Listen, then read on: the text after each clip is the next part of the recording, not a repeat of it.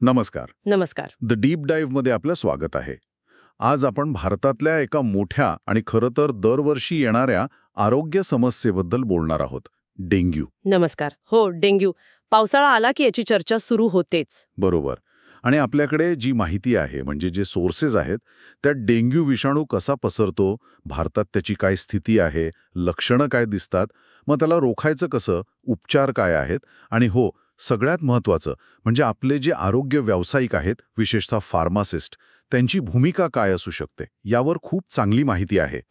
तर आजच्या आपल्या या चर्चेतून आपल्याला हे समजून घ्यायचंय की डेंग्यूचा धोका नेमका किती गंभीर आहे आणि आपण सगळे मिळून म्हणजे सामान्य नागरिक, आपला समाज आणि अर्थातच फार्मासिस्ट याला कसं तोंड देऊ शकतो. अगदी एक एकत्रित प्रयत्नांची गरज आहे इथे. सुरुवात एका आकडेवारीने करूया का, जी राष्ट्रीय vector borne disease control programme म्हणजे NVDCP जी संस्था आहे. हो, जी कीटकजन्य आजारांवर काम करते. त्यामुळेच डेंग्यू हा एक गंभीर सार्वजनिक आरोग्याचा प्रश्न बनला आहे. विशेषतः तुम्ही म्हणालात तसं पावसाळ्यात आणि त्यानंतरच्या काळात, म्हणजे साधारण जुलै ते ऑक्टोबरमध्ये धोका खूप वाढतो. अच्छा, पण असं का? याच काळात का जास्त प्रादुर्भाव होतो? याचं मुख्य कारण म्हणजे डेंग्यूचा विषाणू, ज्याचे खरं तर 4 वेगवेगळे प्रकार आहेत: DENV 1, 2, 3 आणि 4. आणि हा विषाणू पसरवतात ते डास, म्हणजे एडिस इजिप्ती आणि एडिस अल्बोपिक्टस. एडिस इजिप्ती हे नाव ऐकलंय बरं का. हो, हाच तो मुख्य खलनायक. आणि याची एक सवय म्हणजे हा दिवसा चावतो. आणि दुसरी महत्वाची गोष्ट म्हणजे हे डास साठवलेल्या स्वच्छ पाण्यात अंडी घालतात. स्वच्छ पाण्यात म्हणजे गटारात किंवा घाण पाण्यात नाही? नाही, हेच तर वैशिष्ट्य आहे यांचं. आपल्या घरातल्या फुलदाण्या, फ्रिजच्या मागची ट्रे, टायरमध्ये किंवा गच्चीवर साठलेलं पावसाचं पाणी, अगदी छोट्या जागेत साठलेलं स्वच्छ पाणी पण त्यांच्यासाठी पुरेसं असतं. बापरे, म्हणजे आपल्याला वाटतं की फक्त बाहेरची घाण धोकादायक आहे, पण घरातली स्वच्छता पण तितकीच महत्वाची डेंग्यू टाळण्यासाठी. अगदी बरोबर. तर हा झाला डेंग्यू कसा पसरतो याचा भाग. आता भारतातल्या परिस्थितीबद्दल बोलायचं झाल्यास, सांगा ना. आपण आकडेवारी पाहिली 1-2 लाखांची, पण कोणत्या भागात जास्त धोका आहे? काही विशिष्ट राज्य आहेत का? हो, आहेत ना. महाराष्ट्र आपलं राज्य, मग केरळ, तामिळनाडू, दिल्ली, पश्चिम बंगाल, उत्तर प्रदेश या राज्यांमध्ये दरवर्षी डेंग्यूचे रुग्ण मोठ्या संख्येने आढळतात. म्हणजे जवळपास देशभरच याचा प्रभाव आहे म्हणायला हरकत नाही. हो, आणि अगदी याच वर्षी म्हणजे 2024 मध्ये महाराष्ट्र, दिल्ली आणि केरळमध्ये तर मोठे उद्रेक झाले होते. बातम्यांमध्ये आपण सतत वाचत होतो. हो, आठवतंय मला. पुण्यात आणि इतर शहरांमध्ये खूप केसेस वाढल्या होत्या. बरोबर. इथे एक गोष्ट लक्षात घेण्यासारखी आहे, जी थोडी विरोधाभासी वाटेल. डेंग्यूमुळे मृत्यू होण्याचं प्रमाण तसं कमी आहे, म्हणजे 1% कमी. पण पण पण लोकांना हॉस्पिटलमध्ये ॲडमिट करावं लागण्याचं प्रमाण मात्र खूप जास्त आहे. अच्छा, म्हणजे जीव वाचतो बऱ्याचदा, पण आजारपणात खूप त्रास होतो आणि हॉस्पिटलमध्ये जावं लागतं. अगदी. आणि याचा थेट परिणाम आपल्या आरोग्य यंत्रणेवर येतो. प्रचंड ताण येतो. खास करून शहरी आणि निमशहरी भागांमध्ये हे जास्त दिसतं. तिथे का जास्त? कारण तिथे लोकसंख्येची घनता जास्त असते. पाणी साठवण्याची गरज किंवा पद्धत म्हणजे टाक्या, कूलर्स आणि अनेकदा कचरा व्यवस्थापन पण म्हणावं तितकं चांगलं नसतं. या सगळ्यामुळे डासांना वाढायला एकदम पोषक वातावरण मिळतं. म्हणजे शहरांमधले जीवनशैलीचाही यात थोडा वाटा आहे म्हणायचं. हो, दुर्दैवाने तसं म्हणता येईल. आणि याचा परिणाम केवळ आरोग्यावर नाही, तर कुटुंबांवर आर्थिक भार पण खूप येतो. हे अगदी खरंय. हॉस्पिटलायझेशन म्हणजे खर्च आलाच. बरं, आता लक्षणांवर येऊया. समजा एखाद्याला डास चावला आणि डेंग्यूची लागण झाली, तर ते ओळखायचं कसं? काय दिसतं नक्की? डेंग्यूची सुरुवात बऱ्याचदा अचानक आणि तीव्र तापाने होते. ताप एकदम 104 डिग्री फॅरेनहाइट किंवा 40 डिग्री सेल्सिअस पर्यंत जाऊ शकतो. बापरे, एवढा ताप? हो, आणि त्यासोबत असह्य डोकेदुखी असते. डोळ्यांच्या मागे म्हणजे खोबणीत आत खूप दुखतं. त्याला रेट्रो ऑर्बिटल पेन म्हणतात. अच्छा. सगळ्यात त्रासदायक म्हणजे स्लायो आणि सांध्यांमध्ये खूप वेदना होतात. इतक्या की जणू काही हाडं मोडतायत असंच वाटतं. म्हणूनच याला ब्रेकबोन फीवर असंही म्हणतात. ओहो, ब्रेकबोन फीवर. नावावरूनच कल्पना येते त्रासाची. आणखी काही? मळमळ, उलट्या होणं हे पण सामान्य आहे. आणि ताप सुरू झाल्यावर साधारण 2 ते 5 दिवसांनी अंगावर लालसर पुनळ येऊ शकतं. ओके, ही झाली सामान्य लक्षणं. पण तुम्ही मगाशी म्हणाला होतात की काही वेळा परिस्थिती गंभीर होते. ती कशी ओळखायची? काही धोक्याचे इशारे असतात का? हो, आणि हे ओळखणं खूप महत्वाचं आहे, कारण त्यावरच पुढचे उपचार आणि रुग्णाचा जीव वाचणं अवलंबून असू शकतं. यांना वॉर्निंग सायन्स म्हणतात. काय आहेत ते वॉर्निंग साइन्स? जर रुग्णाला तीव्र पोटदुखी सुरू झाली, पोटात असह्य कळा यायला लागल्या किंवा हिरड्यांमधनं नाकातून रक्त यायला लागलं, सतत उलट्या होत असतील आणि थांबतच नसतील, शौचावाटे किंवा लघवीतून रक्त जात असेल, तर ही अत्यंत गंभीर परिस्थितीची लक्षणं आहेत. अरे देवा. अशी कोणतीही लक्षणं दिसली तर एका क्षणाचाही विलंब न करता रुग्णाला ताबडतोब जवळच्या चांगल्या हॉस्पिटलमध्ये नेलं पाहिजे. म्हणजे ताप आणि अंगदुखीच्या पुढे जाऊन जर अशी लक्षणं दिसली तर लगेच ॲक्शन घ्यायला हवी. साधारण किती दिवसांनी येतात ही लक्षणं? ताप सुरू झाल्यापासून साधारण 3ऱ्या ते 7व्या दिवसादरम्यान ही गंभीर लक्षणं दिसू शकतात. म्हणूनच पहिल्या दिवसापासून लक्ष ठेवणं गरजेचं आहे. समजलं. म्हणजे डेंग्यूला सामान्य ताप समजून चालणार नाही. बारकाईने लक्ष ठेवणं आणि वेळेवर डॉक्टरांचा सल्ला घेणं हेच महत्वाचं. अगदी. लवकर निदान आणि योग्य उपचार, विशेषतः शरीरातली पाण्याची पातळी योग्य ठेवणं, फ्लुइड मॅनेजमेंट, हे अक्षरशः जीव वाचू शकतं. नक्कीच. आता आपण प्रतिबंधावर बोलूया, जे सगळ्यात महत्वाचं आहे. डेंग्यू होऊच नये म्हणून काय करता येईल? वैयक्तिक पातळीवर काय काळजी घ्यावी? सगळ्यात पहिलं आणि महत्वाचं म्हणजे डास चावण्यापासून स्वतःचा बचाव करणं. ते कसं करायचं? दिवसा झोपायची सवय असेल किंवा लहान मुलं दुपारी झोपत असतील तर मच्छरदाणी नक्की वापरावी, रात्री तर वापरावीच. आणि बाहेर जाताना? कारण हे डास दिवसा चावतात म्हणालात तुम्ही. बरोबर. त्यामुळे बाहेर जाताना किंवा घरातही डास जास्त असतील तर त्वचेवर लावण्याची मच्छर प्रतिबंधक क्रीम किंवा स्प्रे वापरावा, बाजारात मिळतात ते. आणि शक्य असेल तर पूर्ण बाह्यांचे आणि पाय पूर्ण झाकणारे कपडे घालावेत. फिकट रंगाचे कपडे जास्त चांगले. अच्छा, फिकट रंगाचे का? असं मानलं जातं की डास गडद रंगांकडे जास्त आकर्षित होतात, त्यामुळे फिकट रंगाचे कपडे संरक्षणासाठी थोडे अधिक फायद्याचे ठरू शकतात. ओके, हे नवीनच कळलं. आणि घराच्या बाबतीत काय? पाणी साठू न देण्याबद्दल काय कराल?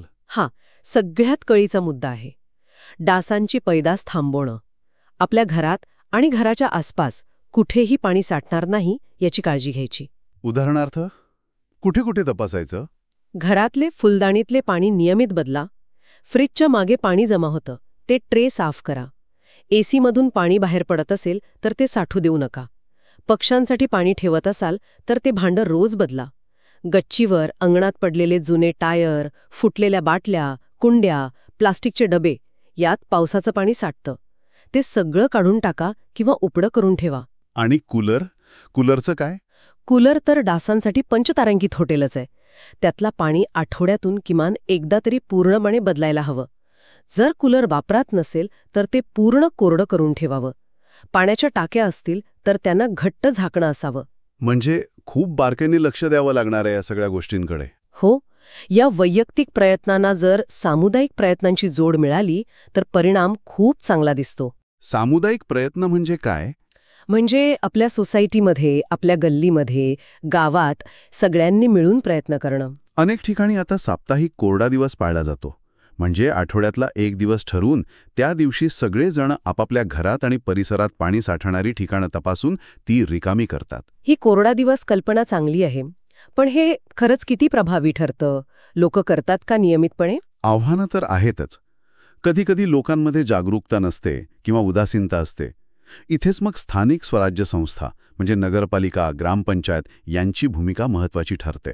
ते काय करू शकतात? ते फॉगिंग म्हणजे धूर फवारणी करू शकतात. जिथे पाणी काढणं शक्य नाही अशा ठिकाणी डासांच्या आळ्या मारणारा औषध म्हणजे लार्वानाशक टाकू शकतात. पण त्याहीपेक्षा महत्त्वाचं म्हणजे जनजागृती मोहीम चालवणं. शाळा, कॉलेज, आरोग्य केंद्र इथे लोकांना माहिती देणं, त्यांना सहभागी करून घेणं. म्हणजे फक्त सरकारी यंत्रणेवर अवलंबून न राहता सगळ्यांनी मिळून काम करायला हवं. अगदी. आणि मोठ्या पातळीवर पाहिलं तर सरकारी आणि आंतरराष्ट्रीय संस्था पण मार्गदर्शक तत्त्व देतात. जसं भारताचा NVBDCP कार्यक्रम आहे किंवा जागतिक आरोग्य संघटना म्हणजे WHO, त्यांचे पण दिशानिर्देश आहेत. WHO काय म्हणतं? WHOने 2023 मध्ये जी मार्गदर्शक तत्त्व दिली आहेत त्यात ते एकात्मिक वेक्टर व्यवस्थापन, इंटिग्रेटेड वेक्टर मॅनेजमेंट IVM वर भर देतात. एकात्मिक वेक्टर व्यवस्थापन हे काय आहे? म्हणजे डास नियंत्रणासाठी फक्त एकाच उपायावर अवलंबून न राहता अनेक उपायांचा एकत्रित आणि योग्य वापर करणं. जसं की डासांची उत्पत्तीची ठिकाणं नष्ट करणं, लार्वानाशक वापरणं, फॉगिंग करणं, लोकांमध्ये जागरूकता आणणं, कायद्याचा वापर करणं, अशा अनेक गोष्टी एकत्र येतात यात. ओके, म्हणजे एक सर्वंकष दृष्टिकोन हवा. बरोबर.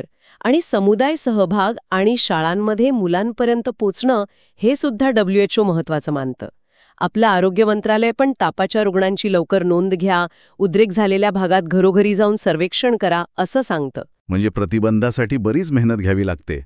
पण इतकं करूनही समजा कोणाला डेंग्यू झालाच, तर उपचारांबद्दल काय? काही खास औषध आहे का यावर? नाही, दुर्दैवाने डेंग्यू विषाणूला थेट मारणारं असं कोणतंही अँटीव्हायरल औषध अजून तरी उपलब्ध नाही. मग उपचार कसे करतात? उपचार मुख्यत्वे लक्षणांवर आधारित असतात, म्हणजे लक्षणं कमी करणं आणि परिस्थिती गंभीर होऊ नये यासाठी मदत करणं. यात सगळ्यात महत्त्वाचं आहे आराम करणं आणि भरपूर द्रवपदार्थ घेणं. द्रवपदार्थ म्हणजे? पाणी. पाणी तर आहेच, पण त्यासोबत फळांचे रस, लिंबू सरबत, शहाळ्याचं पाणी आणि विशेषतः ORS म्हणजे जलसंजीविनी. शरीरातील पाण्याची पातळी आणि क्षारांचं प्रमाण कमी होऊ न देणं खूप महत्वाचं आहे. आणि तापासाठी? तापासाठी फक्त आणि फक्त पॅरासिटामॉल घ्यायची. फक्त पॅरासिटामॉल, दुसरी कोणती गोळी नाही? अजिबात नाही. हे खूप महत्वाचं आहे. ॲस्पिरिन किंवा इतर वेदनाशामक गोळ्या जसं की आयबुप्रोफेन, डायक्लोफेनॅक या डेंग्यूमध्ये अजिबात घ्यायच्या नाहीत. का नाही घ्यायच्या? कारण या गोळ्यांमुळे रक्तातल्या प्लेटलेट्सवर परिणाम होतो आणि रक्तस्राव होण्याचा धोका वाढतो. डेंग्यूमध्येच आधीच प्लेटलेट्स कमी होण्याची शक्यता असते, त्यात या गोळ्या घेतल्या तर परिस्थिती आणखी गंभीर होऊ शकते. बापरे, ही माहिती खूप महत्वाची आहे. म्हणजे ताप आला की मेडिकलमधून कोणतीही गोळी आणून खायची नाही. अगदी. आणि जर ताप 2-3 दिवसांपेक्षा जास्त टिकला किंवा इतर गंभीर लक्षणं दिसली तर लगेच डॉक्टरांना दाखवावं. आणि जर परिस्थिती गंभीर झाली, म्हणजे ते वॉर्निंग साईन्स दिसले तर तात्काळ हॉस्पिटलमध्ये ॲडमिट होणं गरजेचं आहे. तिथे मग डॉक्टर शिरेवाटे सलाईन लावतात, IV फ्लुइड्स, प्लेटलेट काउंट आणि इतर गोष्टींवर सतत लक्ष ठेवतात. वेळेवर आणि योग्य फ्लुइड मॅनेजमेंट मिळालं तर गंभीर डेंग्यूमधूनही रुग्ण बरे होऊ शकतात. अच्छा, म्हणजे वेळेवर हॉस्पिटलमध्ये पोहोचणं महत्वाचं आहे. इथे मला विचारायचं आहे, आपल्या चर्चेत फार्मासिस्टच्या भूमिकेचा उल्लेख आला होता. ते नक्की काय करू शकतात? हो, आणि त्यांची भूमिका खूप महत्वाची आहे असं मला वाटतं.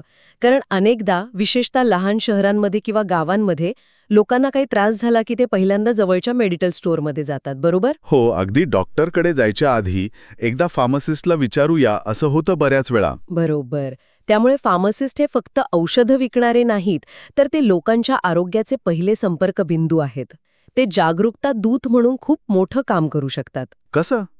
काय करू शकतात ते? ते लोकांना डेंग्यूची लक्षणं, धोक्याचे इशारे, प्रतिबंधाचे उपाय याबद्दल सोप्या भाषेत माहिती देऊ शकतात. त्यांच्याकडे येणाऱ्या प्रत्येकाला 2 मिनिटं थांबून हे सांगू शकतात.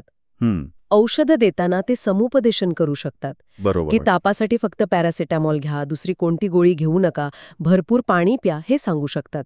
हो, हे महत्वाचं आहे, विशेषतः NSAIDs टाळण्याबद्दल. अगदी. आणि जर त्यांना वाटलं की एखादी व्यक्तीला डेंग्यूची लक्षणं असू शकतात, तर ते त्याला किंवा तिला योग्य मार्गदर्शन करून जवळच्या सरकारी दवाखान्यात किंवा डॉक्टरकडे पाठवू शकतात. याला रेफरल म्हणतात. वेळेवर रेफरल मिळाल्याने अनेकांचा फायदा होऊ शकतो. म्हणजे ते एक प्रकारे प्राथमिक तपासणी आणि मार्गदर्शनाचं काम करू शकतात. बरोबर. इतकंच नाही तर ते स्वतःच्या फार्मसीमध्ये माहितीपत्रकं वाटू शकतात, स्थानिक आरोग्य शिबिरांमध्ये मदत करू शकतात, अगदी शाळामध्ये जाऊन मुलांना स्वच्छतेचं आणि डास प्रतिबंधाचं महत्त्व समजावून सांगू शकतात. हे तर खूपच छान आहे. आपण मगाशी महाराष्ट्रातल्या 2024च्या उद्रेकाचं उदाहरण घेतलं होतं, पुणे सोलापूरमध्ये. तिथे फार्मासिस्टनी अशी काही भूमिका बजावली होती का? हो, नक्कीच. मिळालेल्या माहितीनुसार त्या काळात अनेक स्थानिक फार्मासिस्ट आणि त्यांच्या संघटनांनी आरोग्य अधिकाऱ्यांसोबत मिळून काम केलं. जनजागृती मोहिमा राबवल्या. अच्छा, काय केलं त्यांनी? त्यांनी त्यांच्या फार्मसीमधून लोकांना ORS आणि पॅरासिटामॉलचं योग्य आणि माफक दरात वाटप केलं. लोकांना घरात पाणी साठू न देण्याबद्दल, कूलर स्वच्छ ठेवण्याबद्दल समजावून सांगितलं. ताप अंगावर काढू नका, लवकर डॉक्टरांना दाखवा असा सल्ला दिला. म्हणजे त्यांनी सक्रिय भूमिका घेतली होती. हो, आणि याचा नक्कीच चांगला परिणाम झाला असेल. हेच दाखवून देतं की फार्मासिस्ट किती महत्वाचा दुवा आहेत. ते खऱ्या अर्थाने pharmacist, your health partner in preventing dengue, म्हणजे डेंग्यू प्रतिबंधात तुमचे आरोग्य सहकारी बनू शकतात. खरंय, कारण ते समाजात सहज उपलब्ध असतात आणि लोकांचा त्यांच्यावर विश्वासही असतो. अगदी. आणि साध्या सोप्या घोषणा पण खूप प्रभावी ठरतात.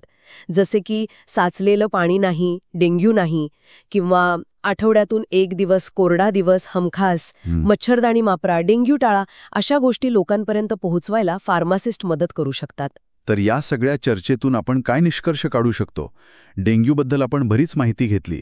काय मुद्दे लक्षात ठेवायला हवेत? सगळ्यात महत्त्वाचं म्हणजे डेंग्यू गंभीर असला तरी तो टाळता येण्यासारखा आजार आहे. प्रतिबंध हाच सर्वोत्तम उपाय आहे. बरोबर. आणि त्यासाठी वैयक्तिक स्वच्छता, घरात आणि परिसरात पाणी साठू न देणं आणि डासांपासून स्वतःचं संरक्षण करणं गरजेचं आहे. अगदी. दुसरा मुद्दा म्हणजे फक्त वैयक्तिक प्रयत्न पुरेसे नाहीत. त्याला समाजाची आणि सरकारी यंत्रणांची साथ मिळायला हवी. कोरडा दिवस पाळणं, फवारणी करणं, जनजागृती करणं, हे सगळं महत्त्वाचं आहे. आणि तिसरा, जो आपण सविस्तर बोललो, तो म्हणजे फार्मासिस्टची भूमिका. ते या लढाईत खूप महत्त्वाचे सैनिक ठरू शकतात. नक्कीच. आणि जाता जाता एक विचार मनात येतोय, ही जी जागरूकता आहे ती अनेकदा फक्त पावसाळ्यात किंवा उद्रेक झाल्यावरच दिसते. ती वर्षभर कशी टिकवून ठेवता येईल? हा महत्त्वाचा प्रश्न आहे. आणि फार्मासिस्ट आणि समाज यांच्यातलं हे आरोग्याचं नातं आणखी कसं मजबूत करता येईल? त्यांना अजून काय साधनं किंवा प्रशिक्षण देता येईल जेणेकरून ते अधिक प्रभावीपणे काम करू शकतील? यावर विचार व्हायला हवा. कारण डेंग्यू विरुद्धचा लढा हा सततचा आहे, फक्त एका मोसमापुरता नाही. अगदी बरोबर बोललात. सातत्यपूर्ण आणि एकत्रित प्रयत्नांनीच आपण डेंग्यूसारख्या आव्हानांना सामोरं जाऊ शकतो.